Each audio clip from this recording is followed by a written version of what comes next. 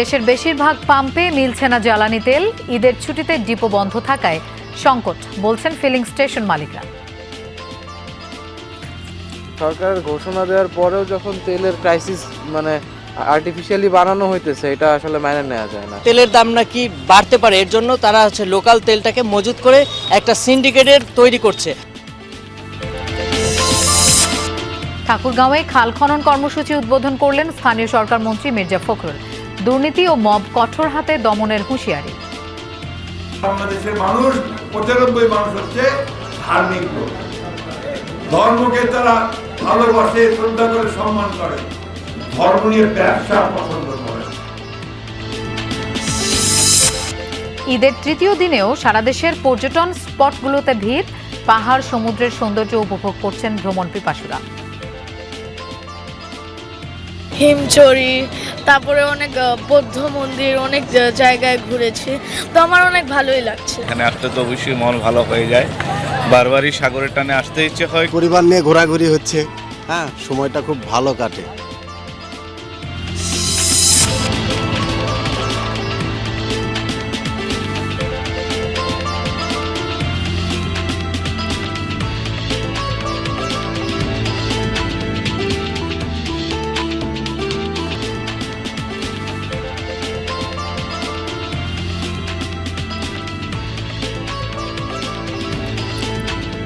শুভেচ্ছা, আমন্ত্রণ সংবাদ সারা দেশের আয়োজনে আপনাদের সঙ্গে থাকছি আমি মৌসুমী আহমেদ লোপা। এতক্ষণ শিরোনাম দেখছিলেন। ঈদের ছুটি শেষে ডিপো থেকে চাহিদা অনুযায়ী জ্বালানি তেল সরবরাহ না হওয়ায় বিপাকে পড়েছেন পাম্প মালিকরা। তারা জানান, চাহিদার তুলনায় প্রায় অর্ধেক জ্বালানি সরবরাহ হচ্ছে ডিপো থেকে, তাই ভোক্তা পর্যায়ে চাহিদা পূরণে ব্যর্থ হচ্ছেন তারা। দ্রুত জ্বালানি সরবরাহ প্রক্রিয়া স্বাভাবিক না হলে ভোগান্তি বাড়ার শঙ্কা তাদের। খুলনার দৌলতপুর ডিপোর সামনে সারি সারি ট্যাঙ্ক লরি। জ্বালানি তেলের আশায় কয়েকদিন অপেক্ষার পরেও মিলছে না চাহিদা মতো তেল। পদ্মা, মেঘনা ও যমুনা এই ডিপোগুলো থেকে খুলনা বিভাগের বেশ কয়েকটি জেলা সহ বৃহত্তর ফরিদপুরের আরও 5টি জেলায় তেল সরবরাহ হয়। ঈদের ছুটি শেষে সকাল থেকে শুরু হয় ডিপো থেকে তেল সরবরাহ। তবে পাম্প মালিকরা বলছেন, ট্যাঙ্ক লরির ধারণ ক্ষমতার প্রায় অর্ধেক জ্বালানি দেয়া হচ্ছে তাদের। 26 তারিখে তেল পাইছি 2 ব্যারেল, আর 5 তারিখে বলতে আসতেছি আর যাচ্ছি, কোনো তেল নাই ডিপোতে। চেয়েছিলাম 12,000, পাইছি 7,000।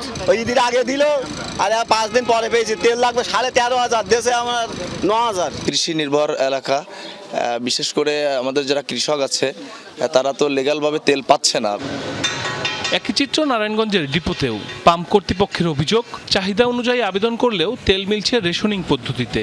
এক্ষেত্রে গত বছরের মার্চ, এপ্রিল ও মে মাসে ডিলাররা যে পরিমাণ তেল উত্তোলন করেছেন তার থেকেও 20% কম তেল সরবরাহ করা হচ্ছে। হেড অফিস থেকে যে পদ্ধতিতে দেয় ওইখানে এটা মেনটেন্যান্স করে আর মানে সারাদিনে 20,000 লিটার বিক্রি করতে পারবেন, পাইছেন 5,000 লিটার, বাকিটা দিব কি? ডেলি 400 গাড়ি লোড হয়েছে, মনে করেন 100-120 গাড়ি মাঝখানে 96 পাম্পে দেওয়া হয়েছে তেল। পাম্পে কিলে গেলে আমাদের মারে ধরে কি করুম আমরা? তেল দেয় লাগবে 4 গাড়ি, দেয় মাত্র 1 গাড়ি। এদিকে সরবরাহ ঘাটতির কারণ দেখিয়ে দেশের কয়েকটি জেলার কিছু পাম্পে তেল দেয়া বন্ধ। জ্বালানির আশায় এক পাম্প থেকে অন্য পাম্পে ঘুরে বেড়াচ্ছেন চালকরা। হাতে গোনা কয়েকটি ফিলিং স্টেশনে ডিজেল কিংবা অকটেন মিললেও তা দরকারের চেয়ে অপ্রতুল। সাইফ আহমেদ, যমুনা নিউজ। কুমিল্লায় ট্রেন বাস সংঘর্ষে 12 জন নিহতের ঘটনায় 2 গেটম্যানকে আসামি করে মামলা হয়েছে। দুপুরে লাকসাম রেলওয়ে থানায় গেটম্যান হেলাল উদ্দিন ও মেহেদি হাসানকে আসামি করে মামলা করেন আহত বাস যাত্রী শেফালি আক্তার। এর আগে গত রোববার রাতে কুমিল্লা পদুয়ার বাজারে বাস ট্রেন মুখোমুখি সংঘর্ষ হয়। এতে প্রাণ হারান 12 জন, আহত হন 10 জন। স্থানীয়রা অভিযোগ করেন, রেল ক্রসিংয়ের গেট বন্ধ না করায় দুর্ঘটনা ঘটে। এই দুর্ঘটনায় 2টি পৃথক তদন্ত কমিটি গঠন করেছে বাংলাদেশ রেলওয়ে ও জেলা প্রশাসন।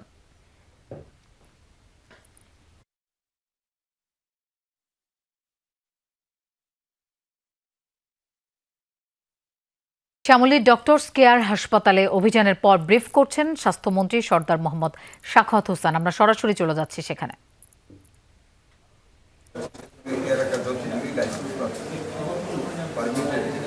পারমিশন দেওয়া হয়েছে আমাদের হসপিটাল ম্যানেজমেন্ট, আরও যেগুলি আছে প্রত্যেকটা আমরা ভিজিট করব।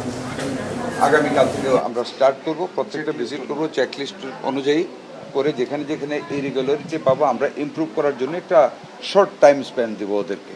যদি না করে, উন্নত না করে আমাদের মানুষের সেবার স্বার্থে উইল ক্লোজ ডাউন দেন, আমরা ক্লোজ করি। একটা সাপ্লিমেন্টারি কোশ্চেন করি, যেখানে এই মূলত যে রিপোর্টটি হয়েছে পঙ্গু হাসপাতালে যে ডাক্তার জাহাঙ্গীর সাহেব, ওনার নামে রোগীগুলো এখানে আসতেন, উনি নিজে ওটিতে থাকতেন না, রোগীরা আমাদের যেটা বলেছেন। আমরা যেটা দেখলাম যে জাহাঙ্গীর সাহেবের নিজেরই বিএমডিসি রেজিস্ট্রেশন আজকে থেকে 1.5 বছর বা 1 বছর আগে ইনভ্যালিড হয়ে আছে।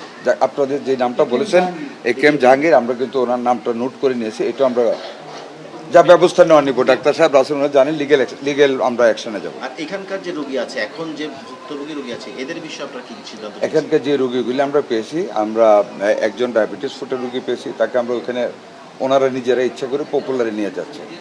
হার্টের 2 জন রোগী পেয়েছি, একজনের অবস্থা অনেক ভালো। আমরা 2টা রোগীকে, একটা রোগীর আইসিইউ ইউনিট দরকার, ওইটা আমরা ওখানে সোরার দিতে পাঠাচ্ছি, আইসিইউ দেওয়া হবে একজনকে, আরেকজন একদম ভালো ডাক্তারের চেক আপ দিয়ে যদি মনে করেন যে ওদেরকে রিলিজ করার মতো রিলিজ করবে, otherwise she will be under treatment at সোরওয়ার।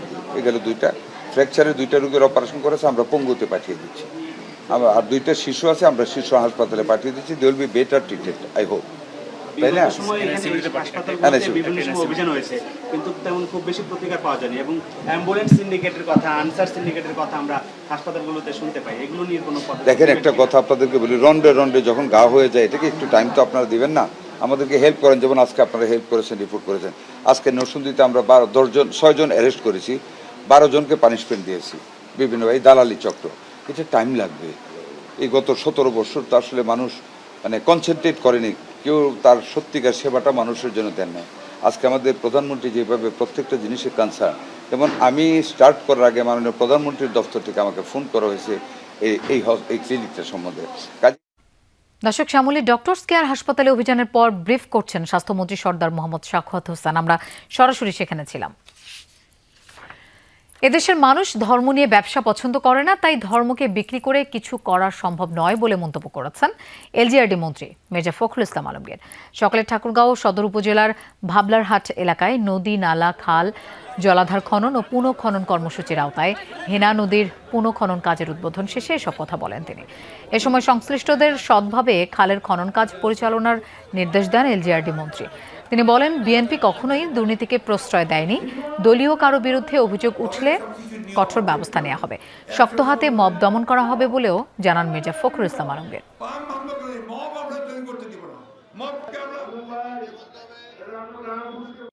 ধর্মটাকে বিক্রি করে কিছু করা যায় না। ধর্মটা মানুষের অন্তরের ব্যাপার, এবং সেটা বাংলাদেশের মানুষ 95 মানুষ হচ্ছে ধার্মিক লোক। ধর্মকে তারা ভালোবাসে, শ্রদ্ধা করে, সম্মান করে। ধর্ম নিয়ে ব্যবসা পছন্দ করে না। বর্তমান সরকার যতদিন ক্ষমতায় থাকবে ততদিনই চৌকিদার হিসেবে জনগণের অধিকার পাহারা দেওয়ার প্রত্যয় ব্যক্ত করেছেন বিরোধী দলীয় নেতা ও জামায়াত আমির ডাক্তার শফিকুর রহমান। দুপুরে মৌলভীবাজারের কুলাউড়ায় নিজ বাড়িতে বিভিন্ন শ্রেণী পেশার মানুষের সাথে সাক্ষাৎ করেন তিনি। এ সময় ডাক্তার শফিকুর রহমান বলেন, গণতান্ত্রিক প্রক্রিয়ায় নির্বাচিত হয়ে সরকার ক্ষমতায় বসেছে, এখন জেলা পরিষদে প্রশাসক বসানোর কোনো যৌক্তিকতা নেই। সবসময়ই ভালোর পক্ষে স্লোগান এবং মন্দের বিরুদ্ধে প্রতিবাদ করার প্রতিশ্রুতিও দেন ডাক্তার শফিকুর রহমান। আমি একজন চৌকি বসিয়ে পাহারা, জনগণের অধিকারের পাহারা। 5 বছর যদি এই সরকার বহাল থাকে, 5 বছরই পাহারা দেবে। কিশোরগঞ্জের পাকুন্দিয়ায় স্বেচ্ছাশ্রমে খাল খনন কর্মসূচিকে কেন্দ্র করে বিএনপির 2 গ্রুপের মধ্যে ধাওয়া পাল্টা ধাওয়ার ঘটনা ঘটেছে।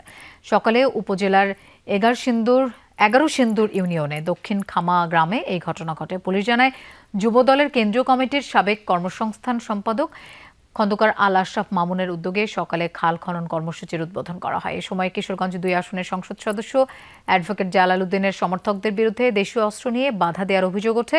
এ নিয়ে 2 পক্ষের মধ্যে উত্তেজনা ছড়িয়ে পড়ে। এক পর্যায়ে ধাওয়া পাল্টা ধাওয়ায় জড়ায় উভয় পক্ষ। পরে পুলিশ ও স্থানীয় প্রশাসন ঘটনাস্থলে গিয়ে পরিস্থিতি নিয়ন্ত্রণে আনে।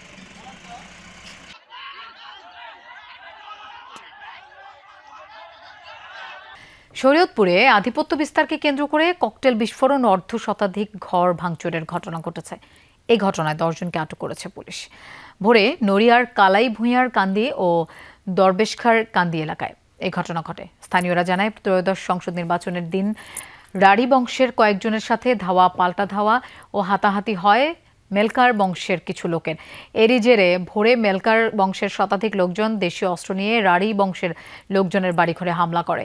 এ সময় বেশ কয়েকটি ককটেল বিস্ফোরণের ঘটনা ঘটে। ভাঙচুর করা হয় অর্ধশতাধিক বাড়িঘর। হামলায় আহত হন একজন। পরে পুলিশ অভিযান চালিয়ে উভয় পক্ষের 10 জনকে আটক করে। পাবনার ঈশ্বরদীতে বিএনপির 2 গ্রুপের মধ্যে সংঘর্ষের ঘটনা ঘটেছে। সময় পুলিশ সহ আহত হয়েছেন উভয় পক্ষের অন্তত 40 জন। দুপুরে শহরের রেলগেট এবং পোস্ট অফিস মোড় সহ আশপাশের এলাকায় এই ঘটনা ঘটে। পুলিশ জানায়, আধিপত্য বিস্তারকে কেন্দ্র করে দীর্ঘদিন ধরেই বিরোধ চলছিল পাবনা জেলা বিএনপির আহ্বায়ক হাবিবুর রহমান হাবিব এবং উপজেলা স্বেচ্ছাসেবক দলের সাবেক সদস্য সচিব মেহেদী হাসানের মধ্যে। নানা অভিযোগে দুপুরে হাবিব সমর্থকরা সংবাদ সম্মেলন করে বিক্ষোভ মিছিল বের করেন। একই সময়ে মেহেদীর সমর্থকরা রেলগেট এলাকায় মিছিলের প্রস্তুতি নিচ্ছিল। এ সময় 2 গ্রুপের সমর্থকদের মধ্যে সংঘর্ষ বাধে। গোলাগুলি, অফিস ভাঙচুর এবং বেশ কয়েকটি মোটরসাইকেলে অগ্নিসংযোগ করা হয়। পরে পুলিশ পরিস্থিতি নিয়ন্ত্রণে আনে। আটক করা হয় 3 জনকে। ঈদের ছুটিকে কেন্দ্র করে পর্যটন স্পটগুলোতে পর্যটকদের ভিড় বেড়েছে। প্রাকৃতিক সৌন্দর্যে ঘেরা পর্যটন নগরী কক্সবাজারে পরিবার পরিজন নিয়ে ছুটছেন অনেকে। ভ্রমণ পিপাসুদের ভিড় বাড়ায় খুশি পর্যটন ব্যবসায়ীরা। পাহাড়, ঝর্ণা আর সবুজে মোড়ানো 3 পার্বত্য জেলায় স্থানীয়দের পাশাপাশি দূর দূরান্তের পর্যটকদের প্রাণবন্ত উপস্থিতি লক্ষ্য করা গেছে। বিশেষ করে রাঙামাটিতে পর্যটকদের ভিড় বেশি। খাগড়াছড়ি ও বান্দরবানের পর্যটন স্পটগুলোতেও ভ্রমণ পিপাসুদের সমাগম রয়েছে। ঈদের ছুটিতে স্বরূপে ফিরেছে পর্যটন কেন্দ্র কুয়াকাটাও। এছাড়া সিলেট, মৌলভীবাজার, হবিগঞ্জেও বেড়েছে পর্যটকদের আনাগোনা। ঈদের 3য় দিনে বিভিন্ন জেলা শহরের বিনোদন কেন্দ্রগুলোতেও ভিড় দেখা গেছে দর্শনার্থীদের। দর্শক, বিনোদন কেন্দ্রগুলোর খবর জানবো। রংপুর থেকে আমাদের সাথে যোগ দিচ্ছেন সহকর্মী সরকার মাঝারুল মান্নান। মাঝার, দর্শনীয় স্থানগুলোতে পর্যটকদের ভিড় কেমন দেখছেন এই মুহূর্তে?